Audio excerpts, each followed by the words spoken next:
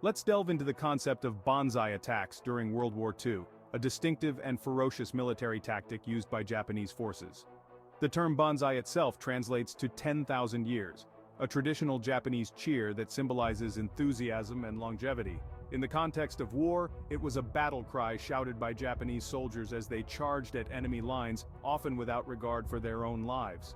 These attacks were characterized by large groups of infantrymen charging en masse, usually with the intent to overrun and annihilate enemy positions. The soldiers involved in these charges were often lightly armed, sometimes with just bayonets or hand grenades, reflecting the intensity and desperation of these assaults. This tactic was employed in several significant battles in the Pacific Theater, including the infamous Battle of Saipan.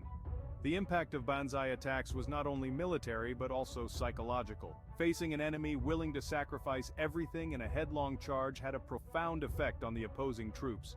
It was a tactic that brought the war into stark, personal confrontations, often hand-to-hand combat, where the ferocity and resolve of the Japanese soldiers were unmistakably displayed.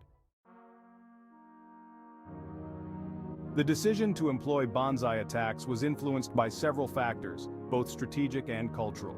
By the midpoint of World War II, Japan was increasingly on the defensive, suffering from a lack of resources and facing superior enemy technology and numbers. These conditions forced Japanese military leaders to rely on more desperate strategies to try to turn the tide of the war.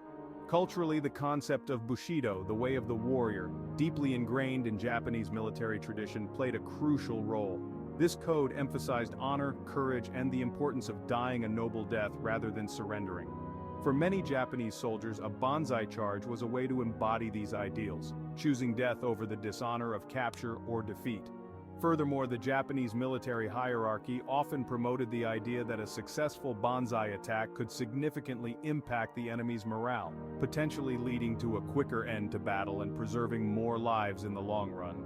This strategic calculation, however, frequently underestimated the preparedness and resilience of Allied forces, leading to tragic losses. To many, the Banzai attacks are a symbol of ultimate bravery. The soldiers who participated in these charges are often revered for their willingness to face almost certain death. From this viewpoint, the attacks demonstrate a profound commitment to duty and a powerful expression of loyalty to one's country and comrades. Personal stories of soldiers who survived these attacks or witnessed them often highlight the intense camaraderie and sense of duty that motivated the attackers. For instance, a veteran from the Imperial Japanese Army recalled the fervor and determination in his comrades' eyes before a charge, describing it as a moment of pure self-sacrifice and patriotic fervor. These narratives are complemented by accounts from Allied soldiers who faced these charges. Despite being on the receiving end of the attacks, many acknowledged the courage it took for these men to run into a hail of bullets. Such mutual respect, even among enemies, underscores the complexity of interpreting acts of war.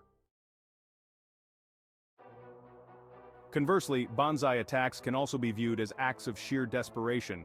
By the later years of the war, Japan's strategic situation had become precarious. Shortages of weapons, ammunition, and even food were common, pushing commanders to resort to such extreme tactics as a gamble, hoping to inflict maximum damage on the enemy, or at least to delay them. Critics argue that these attacks were less about bravery and more about the dire circumstances faced by the Japanese forces. They point out that many of the charges were poorly planned and led to devastating losses, which could have been avoided with more conventional tactics and better resource management. Moreover, there is an argument that these attacks were driven by a military culture that often did not value individual life. The High Command's willingness to sacrifice so many lives for potentially minimal gains is seen as a tragic misalignment of priorities, reflecting a desperate bid to maintain honor at the cost of human lives. In conclusion, Banzai attacks during World War II can be seen both as acts of bravery and desperation.